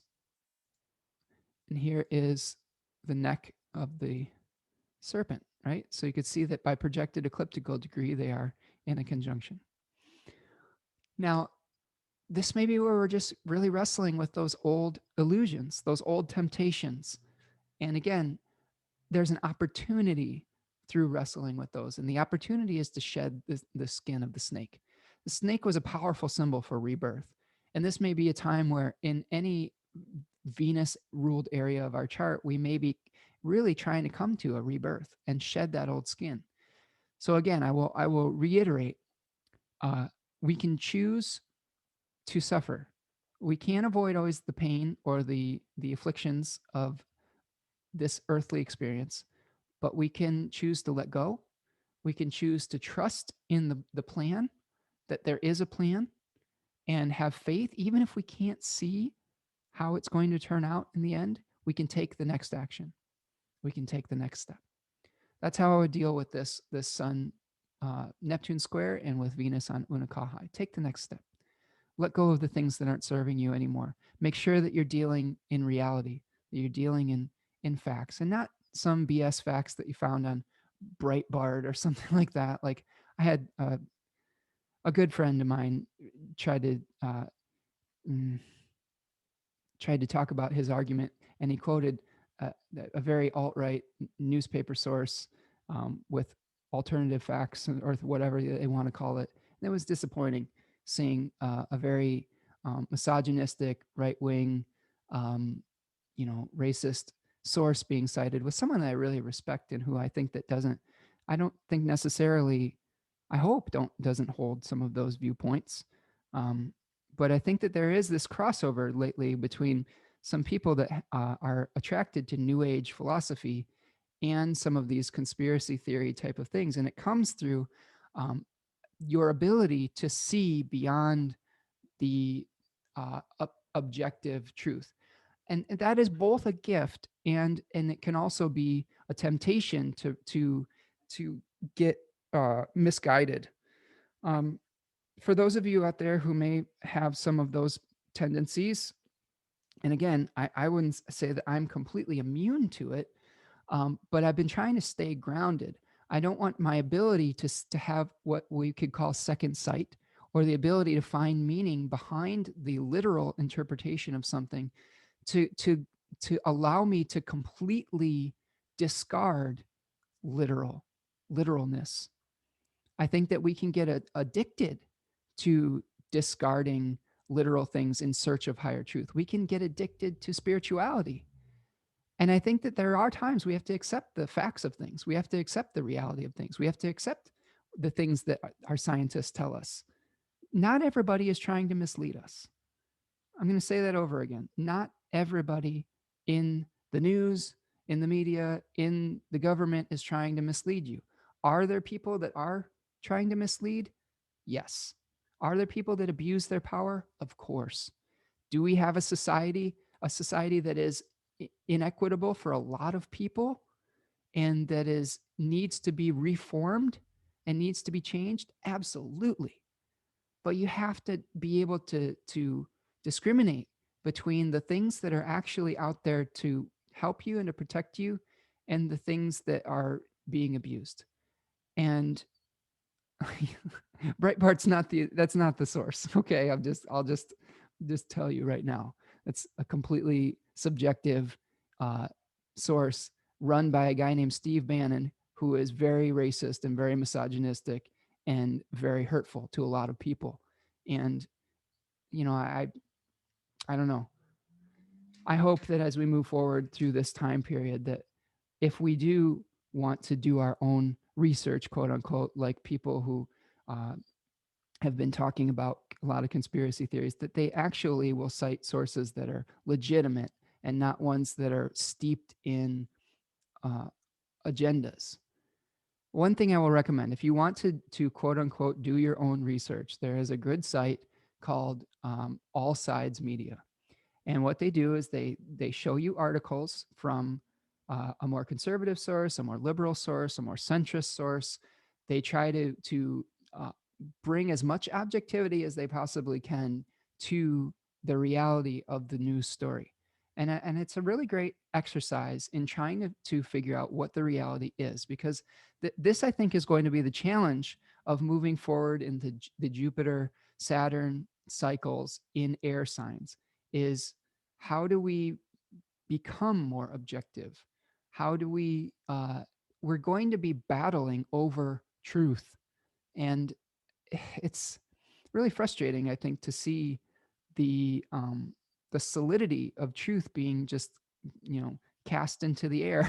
Like that's one of the downsides of the movement to air is now everybody and their brother and sister can have an opinion about what is truth and what isn't. And I guess that's the way that we live as human beings in general. But I think that we're taking it to extremes especially as Pluto and Jupiter were coming together. We saw the extremes of that. And hopefully the Jupiter-Saturn conjunction will lead to a little bit more objective thinking and an ability to really kind of balance out our ability to accept some of the literal reality that we have to live within, but also still be able to see meaning behind things. Again, it's both. You cannot discard your uh, experience as well. And I will also tell you, your experience may be different from someone else's experience, and that's okay. I want to make that clear too. Just because you haven't been affected by something doesn't mean that someone else hasn't. Just because you didn't lose a loved one from this disease doesn't mean that 250,000 people didn't. You know, I can't stress that enough. Just because you feel safe going out somewhere doesn't mean that everybody does. So I want to stress that as we move forward and we continue to try to figure out how to get back to a functional society. We don't want to get back to an inequitable past, but we do have to return from our journey here through the COVID experience, through our social distancing experience, hopefully learning something, hopefully having found humility, hopefully having found respect for one another, that we are all in this together. And I'll say that again for emphasis. We're all in this together. Hopefully this new era shows us that one person's actions does have an effect on the collective, and the effects of the collective do have repercussions for one person. And I think that's really the lesson of the next 250 to 300 years, is learning that we are connected and learning that we aren't just these individual points. Yes, we are on some level, but we're connected to a collective as well. And how do we balance that out? And how do we not lose our sense of individuality within the collective? That'll be a challenge too. How do we not get homogenized into a collective, or have, our basic, some of our basic rights not taken for granted? Again, these are discussions that we will have to have as we move forward to find the right balance of all of these things. And it comes through balance. It doesn't come through extremes. A functional society is a balanced society, not an extreme one. So sometimes, though, some extreme measures do have to be taken in the beginning to right an imbalance. And right now, there's a huge imbalance about, the health of our nation and of our world. And there might be some what feel like extreme measures need to be taken in the future to bring it back into balance. So just continue to have discussions. Don't close your ears off. Ask questions. Get as many different perspectives as you possibly can. Don't discard material and literal reality completely. It's very important that you do that or not do that, because there is still something to be gleaned just from the basic literalness of things. Okay. This is coming from a Taurus moon here, people. Okay. Like 1 foot in the sky, but 1 foot on the ground. You got to stay grounded. You gotta, live this earthly experience. It's not separate. We are, vehicles for spirit. And you got to pay attention to the vehicle too, not just the spiritual essence. The vehicle is important. You got to protect that vehicle. All right, let's move forward to Thursday. All right. On Thursday, December the 10th, the moon is moving from Libra into Scorpio at 8:58 p.m. So most of the day in Libra, but then the moon moves into its fall later in the evening, continuing the last quarter phase. We have a number of aspects on Thursday: a sextile to the sun very early, an opposition to Mars, and then a square to Pluto throughout the morning. So that's before the moon changes signs. We will have a square to Jupiter and to Saturn in the evening hours, and then the moon will move into Scorpio later. We do have a sextile between Venus and Pluto at 6:52 a.m. at 23 degrees of Scorpio and Capricorn, respectively. Now, Venus will also be conjoining the fixed star Hadar, which is in the constellation Centaurus. So let's talk about that real quick. So here we go. We have Centaurus. You can see this. Let's move forward to the 10th. Now we can see Venus right here. Projected ecliptical degree is in the close to the star in the foot. I believe this is the foot of this. No, this is the knee. Now it looks like the foot, but it's not. It's the knee. It's also called Aegina. And I believe this is Ptolemon, which was the foot. So they drew it kind of weird, but this was the knee and the foot. Okay. So Hadar is kind of about connecting and being attracted to with Venus. Common sense wisdom. I love this. We could be glamorizing things like teaching, since Chiron was the centaur, the teacher.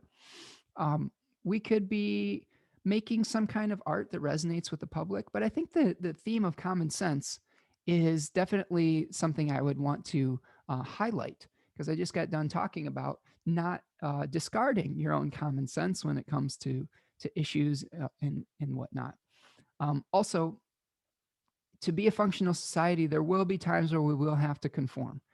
And I know that that's tough. That's tough because we all want to be special and we all want to do whatever we want to do. But there will be times where conformity is necessary. That doesn't mean that you have to completely conform every single thing about yourself and lose your identity. Again, it's a balance, okay? Balance is the key. Common sense, grounded, practical wisdom is the key. Now, with Venus making a sextile to Pluto, this may be a time where our emotions become more intense. We may feel a little bit obsessed about certain things that we're attracted to, a compulsion towards some of those temptations we were talking about in the third decan of Scorpio. We may be drawn to things like, the dark side of things. We may be also drawn to things that may not be in our best interests. We may be tempted to use emotional manipulation to get what we want. There'd be themes of Hades and Persephone. Hades abducted Persephone into the underworld forcefully. So try not to be forceful about getting your desires met. There may be some jealousy that comes up with this aspect. Again, the way to use this one, I think, from your higher purpose, is to allow the transformation process to happen. This may be a time where you're really getting in touch with the things that don't serve you. You may be getting a lot of wisdom from that conjunction with Hadar and making a sacrifice. Look at what Chiron's doing here. He's bringing a sacrifice to the altar. Think of this letting go process as a sacrificial type of offering to your future self. Okay. So if there's some sort of desire that isn't serving you anymore, offer it up on the altar. Burn it, write it down and burn it.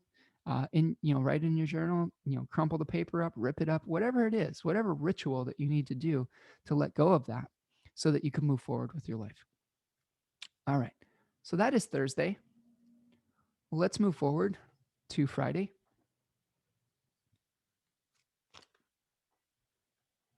On Friday, December the 11th, the moon's going to start out in Scorpio, and we're going to begin the balsamic moon phase.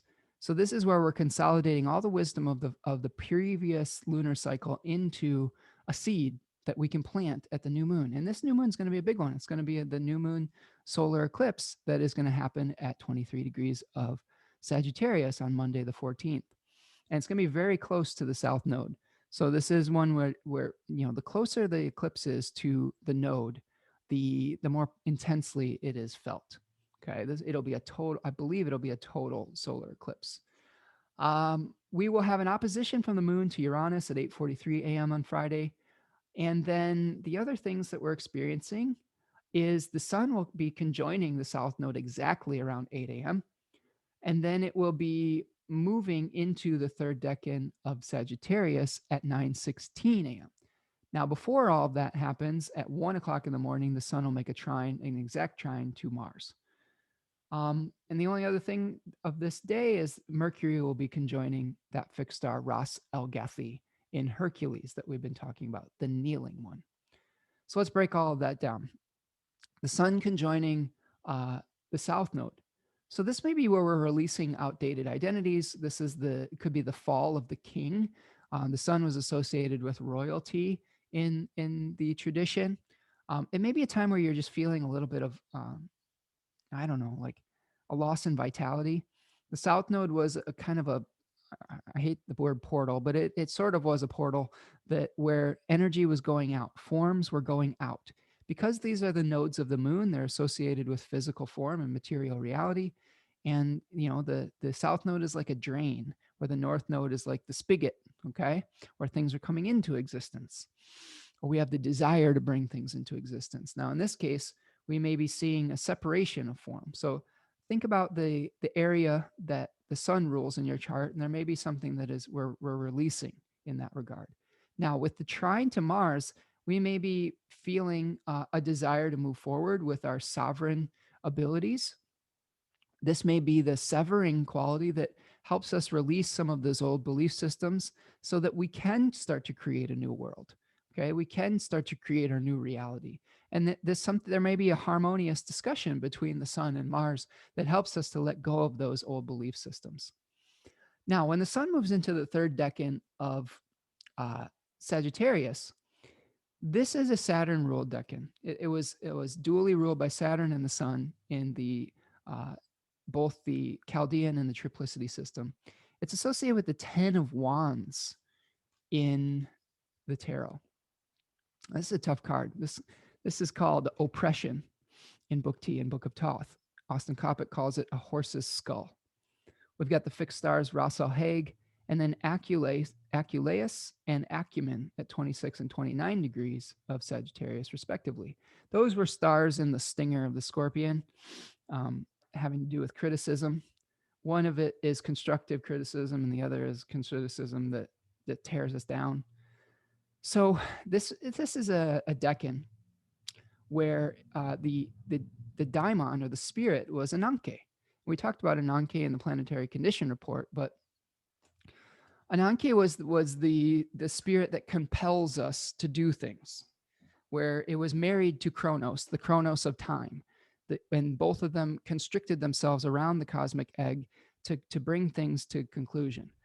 So this is also the decan. This is the last decan before the return of the light. Now let's go over to our star chart and break this down in regards to how we may be experiencing this. Now, what we're experiencing, let's go to noon. I want to show you this.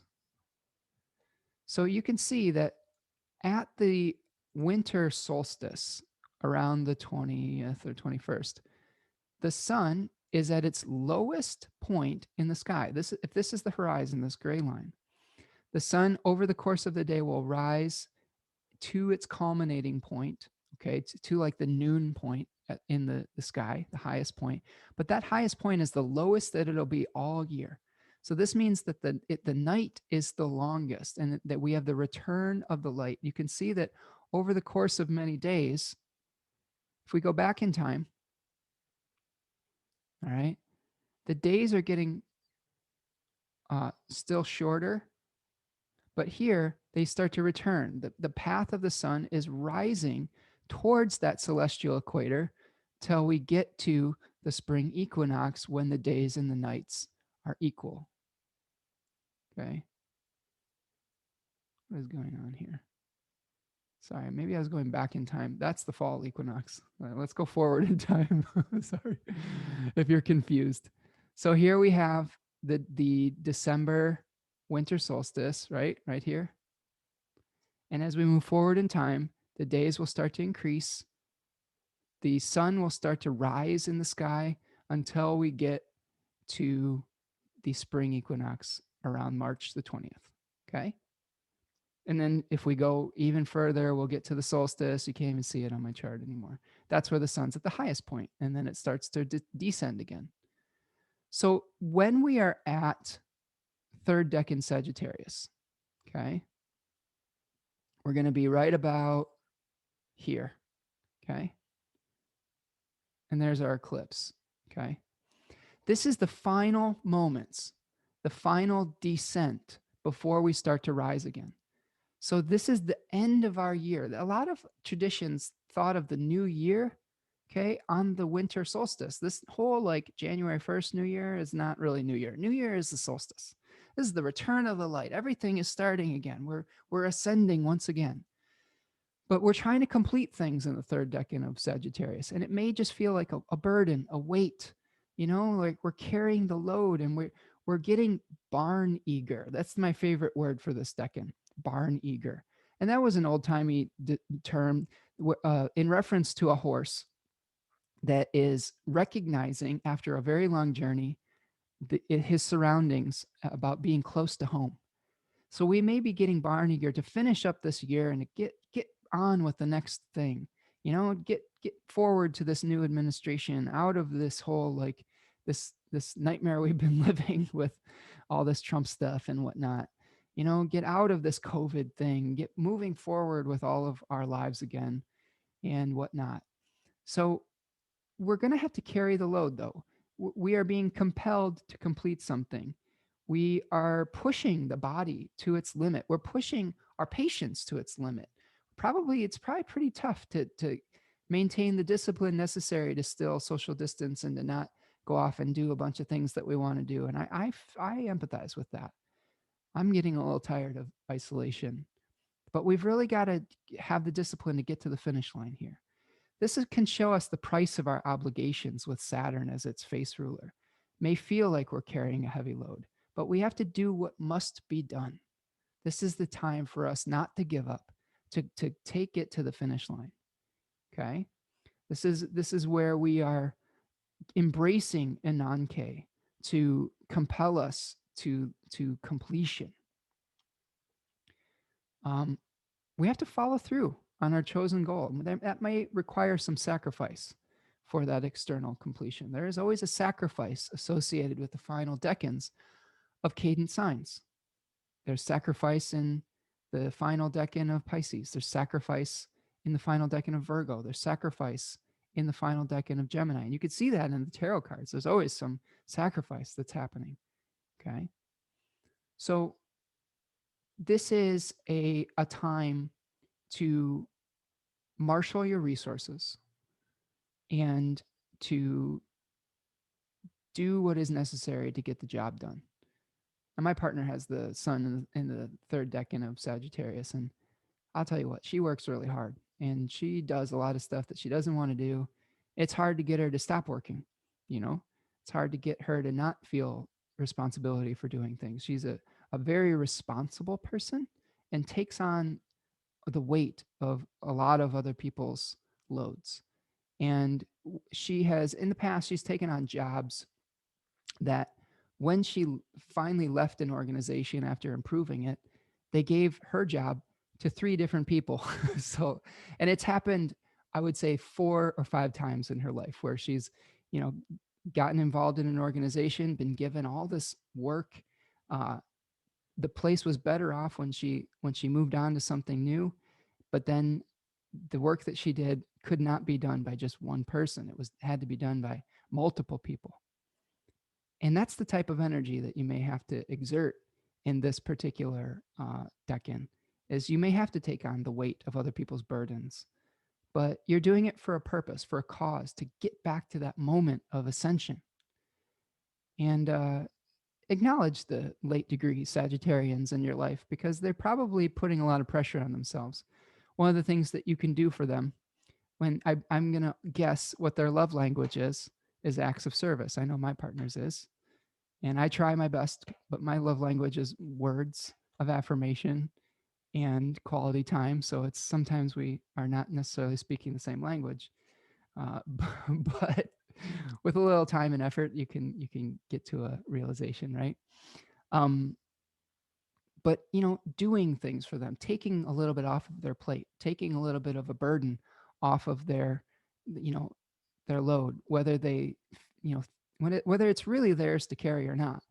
You can guarantee that they're probably going to try to carry not only their own burdens but other people's. And there is some beauty in that because you know that you can rely on them. But Sometimes they can work themselves to just complete and utter exhaustion. And we may be feeling a little bit of what it's like working ourselves to utter exhaustion with the sun moving into the third decan. All right. Now, the last thing that's happening on Friday the 11th is we are seeing Mercury conjoining Ras ALHAGUE, which is that fixed star in the head of Hercules that we've broken down when the sun was conjoining it. But some interesting maybe significations that are just more mercurial in nature. This may be where we have to communicate our divine mission, where we have to maybe question our purpose. Mercury is throwing things into question. You may be questioning or discussing the ethics or the morality of what you want to do. This may be a journey that you're trying to take where you're trying to come into hubris trying to come into humility from hubris. Okay.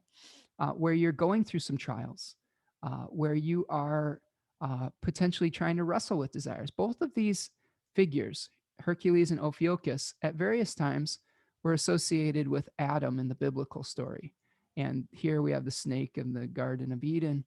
And, we have this could be considered the serpent in the Garden of Eden too. Like there's just very various reflections of that same story. All right. So try to get clear on what you're trying to do. Make sure that it's in service of both your community and a higher divine ideal and not some selfish or something based on fear, and have trust in the process. All right. With the sun trining Mars on that day, we may be taking some rash actions.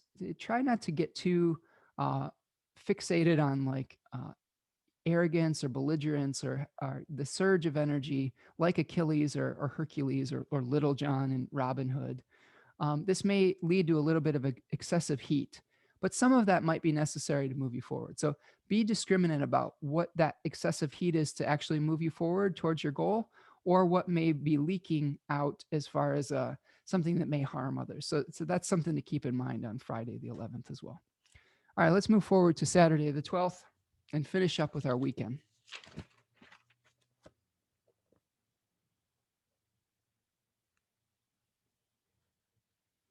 All right, on Saturday, 12/12, the moon will be moving from Scorpio into Sagittarius at the end of the day at 9:39 p.m., continuing the balsamic moon phase. We're going to have a trine between the moon and Neptune at 2:35 a.m. We're going to see the moon sextile Pluto and conjoin Venus over the course of the day, and then make a sextile to Jupiter and Saturn towards the end of the day before it moves into Sagittarius at 9:39 p.m. The big news of Saturday is this: Mars is going to be moving into the third decan of Aries at 4:41 a.m. Now, Mars is still in its own domicile, but it is moving into the face of Venus.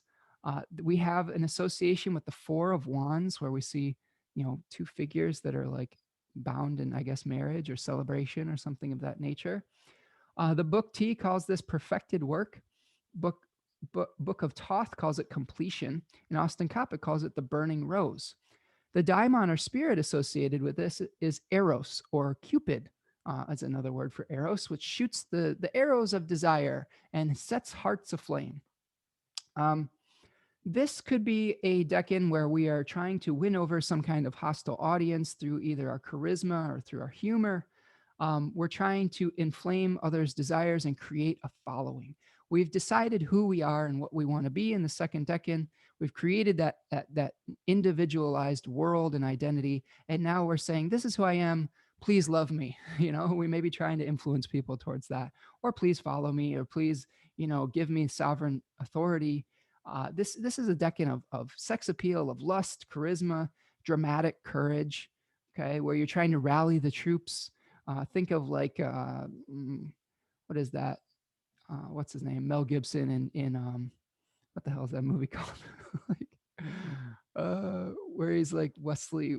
I was gonna say where he's Wesley Willis. I don't think that's it. Wesley Willis was like this guy in the early aughts, late 90s that made these really interesting synth things. But Wesley Wallace, is that his name? I think it's Wallace. Yeah. from Braveheart. That's the movie I'm trying to think of. Thank you. Sorry, it's getting close to lunchtime. So where he's trying to rally the troops to war through his charisma, through inspiring them.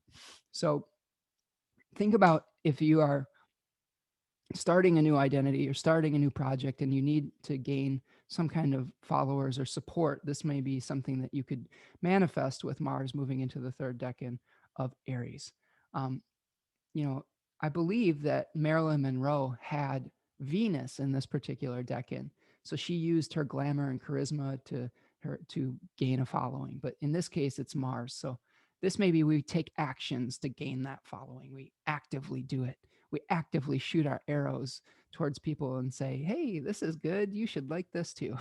But again, be careful that you don't force people over to your viewpoint, because that could be dangerous and allow people, some people, to have their own opinions and viewpoints without trying to like bulldoze over them. That's something I would encourage you not to do. All right, let's move forward and finish this thing up, and I'll go eat some lunch and you can get on with your day. On December the 13th, Sunday, the moon is going to start out in Sagittarius. This is the final day of our balsamic moon before our new moon solar eclipse that happens on Monday the 14th. We are going to see a square between Mercury and Neptune at 6:38 a.m. at 18 degrees of Sagittarius and Pisces, respectively. And then the sun will be conjoining the fixed star Ras Alhague at 22 degrees of Sagittarius. Now, with this Mercury Neptune square, this may be where we're, trying to tap into our intuition and our insight, but we may have some confusion and we may be flubbing important details. There may be some missing information. We may be communicating with some kind of religious zealousness, very subjective thinking, where we are trying to, you know, we're trying to hash things out and we're mashing everything up into some kind of soup. This could be where you're experiencing some kind of surrealism or some kind of stream of consciousness, where you don't know exactly where these thoughts are coming from, but they may be coming from some kind of source type of thing. Now, I wouldn't necessarily follow all of these source types of thoughts, because they may be presenting you with some kind of fantasy or some kind of illusion. The daimon, according to Jeffrey Cornelius, does not always speak truth. Sometimes we're led by a bad daimon, a malus daimon. This is associated with the 12th house, the things that pull us off of our course. So be careful that you're not being pulled off course by a tricky little daimon, or tricky spirit, or the little devil on your shoulder, right? This could be where the daimons are kind of like the muse or the conscience. I think your conscience is a good way to look at it. And we've got the devil and the angel on our shoulder. And with Mercury square Neptune, the devil may be up to, the little devil maybe trying to, be up to something, maybe trying to bring some trickery or some mirages into the experience. So be careful of that. With the sun conjoining the fixed star Ras Alhague at 22 degrees of Sagittarius, we'll look at our star chart and we will see that Ras Alhague is right here in the head of Ophiuchus. And you can see that the sun is projected ecliptical degree in a conjunction with it. Now, Ophiuchus was the healer, also known as Asclepius, and he transmits poisons into medicine. He's wrestling with desire, wrestling with the snake, and he had unique abilities as a healer. He was the surgeon on the Argo, the ship of Jason. And he had legendary skills, healing abilities, where he could bring people back from the dead. And this was something that made the gods a little bit nervous, because they're like, "Oh my goodness, Asclepius is going to usurp us and have more power than we are." And they were like, "Nope, we're not going to allow him to do that." And they smote him with a thunderbolt, but took some pity on Asclepius and put him into the sky as a constellation. So this may be where we're getting an awareness of new healing modalities, alternative medicine.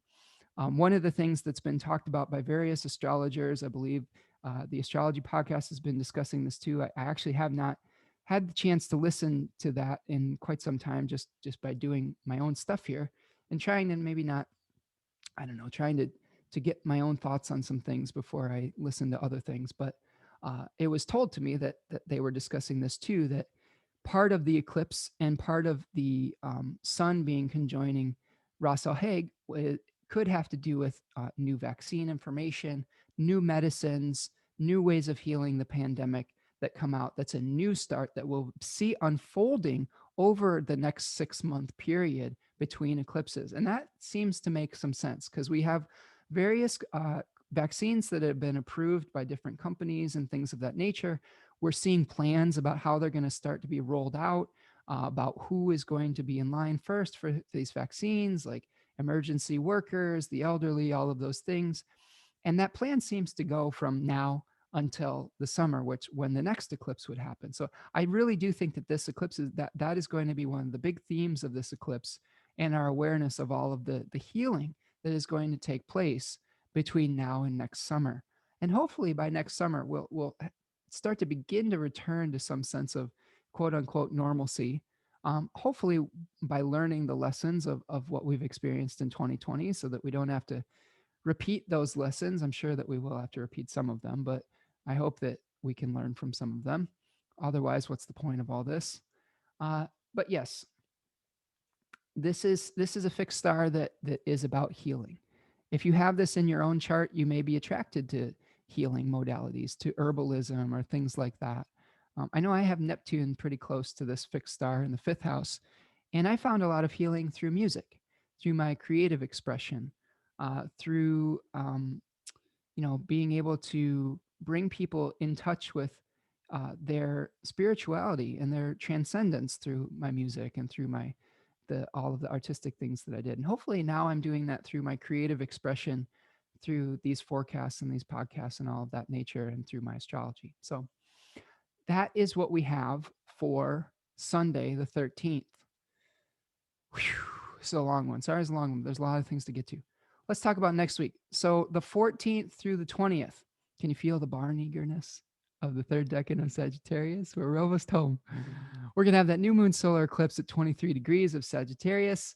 On the 14th, we're going to have a Mercury Mars trine the same day. We are going to see Venus move into Sagittarius on Tuesday the 15th. And then there's a lot of astrology next week. Big week happening. On Thursday the 17th, Saturn's going to move into Aquarius for good for the next foreseeable future here. Then the Sun's going to conjoin and Mercury are going to conjoin right around the galactic center at 26 degrees of Sagittarius. And we're going to see Jupiter move into Aquarius on Saturday the 19th, while Mercury makes a Cazimi moment at 28 degrees of Sagittarius. Whew, that's a lot of astrology. That's all building up to the Jupiter-Saturn conjunction that's happening on the 21st, or the winter solstice. So a lot of shifts, big outer planets, moving signs next week. This week is just getting ready for that change. And it's okay. It's okay. You will survive, I hope, if you follow the rules. And it's going to be all right. We got to shed that old skin. We got to come bust out of the cocoon and leave that old reality behind and embrace some new ways of doing things. And that comes through hard work. That comes through step by step, day by day, doing the little things that need to be done. All right. So that's what I've got for this week. Thank you so much for sticking it out with me. And if you are enjoying the things that you are seeing on this podcast and on these videos, please hit that subscribe button, the like button. Make sure that you are reaching out if you want to get a reading. This is a great time to get a 6-month ahead or a 3-month ahead reading. I offer my forecasts and those links because I go into such detail, and I think that those are digestible pieces that you can really apply to your life and make a plan. They're kind of in between eclipse cycles, so that's a really good way to do the forecasting, I think. Be kind to one another. If you want to make a donation to the work that I do, there is a Venmo and PayPal me link on these videos themselves. That is always appreciated. Leave a comment in the in the video or in wherever you're interacting with this, take the caps lock button off if you want to say something important. That'll be the first thing to do. And then, yeah. Anyway, that's what I've got. Take care, everyone. I really appreciate all of you, and hang in there. Peace.